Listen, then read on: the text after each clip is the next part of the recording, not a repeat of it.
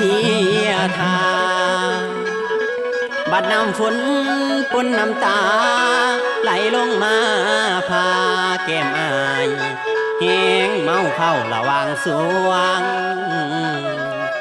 ละถึกสาวลวงหลอกล่อถึกสาวลวงหลอกล่อยืนให้ใส่นอสายฝนคักแค่นอใจคนมาเปลี่ยนวนโวยลืมอาย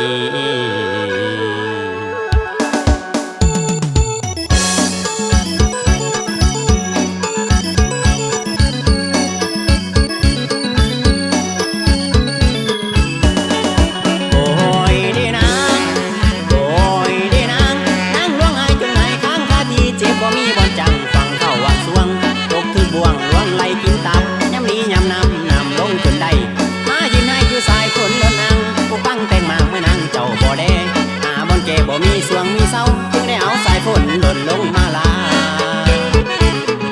ขอเอาน้ำฝนปนกับน้ำตาดื่มเพื่ออำลาผู้หญิงหลอกลวงขอเอาน้ำฝนล้างความเศร้าสวงให้ความบ้าปวงหายไปทันใดแต่นี่ต่อไปลืมเจ้าได้แล้วเส้นเถิดน้องแก้วนี้ไปโลเจ้ากินแต่น้ำตาเชิญไปโลดนาอายที่บ่อ่อนสอนนอนเดียวแรงดีจากความคงคืนเชิญไปโลดนาบ่มีเจ้าบ่ตายก็เริ่มต้นชีวิตไม่สดใสบ่อะไรน้ำนางที่ใส่ใจซ้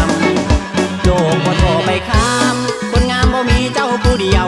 คนหลายใจบ่ต้องมาเกี่ยวบ่ต้องมาเที่ยวทางบ้านอีเดิมผู้หญิงเกิดเหมือนหน่อไม้เมื่อเจ้าจากไปก็หาไม่มาแทนดีมีมากเหลือแสนคนมากหลายแฟนให้เชิญไปไกลๆเคยห้องให้ในสายฝนครั้งหนึ่งเคยห้องให้ในสายฝนครั้งหนึ่งเป็นบทเรียนซาบซึ้งจำไว้บ่ลืมว่าเมื่อคืนฝนนำลงมาให้ยังจำติดตาอดีตฟังเท่านั้นยังจำมันอดีตยังฟังอยู่กินน้ำฝนฝนน้ำตาน้ำตาหยดสู่ยืนให้ตาฝนสุกยิ่งล้นเมื่อเจ้าห่างลานีสุกยิ่งล้นเมื่อเจ้าห่างลานีขอบใจเด้อคนดีที่ห่างหนีหรือไม่ที่ห่างหนีน้อลืม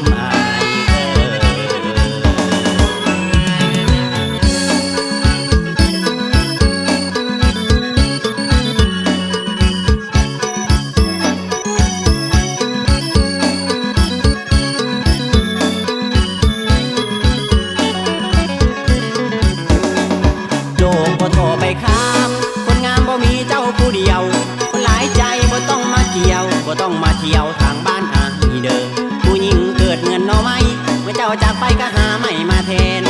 ยิ่งดีมีมากเหลือแสนคนมากหลายแฟนให้เชิญไปไกล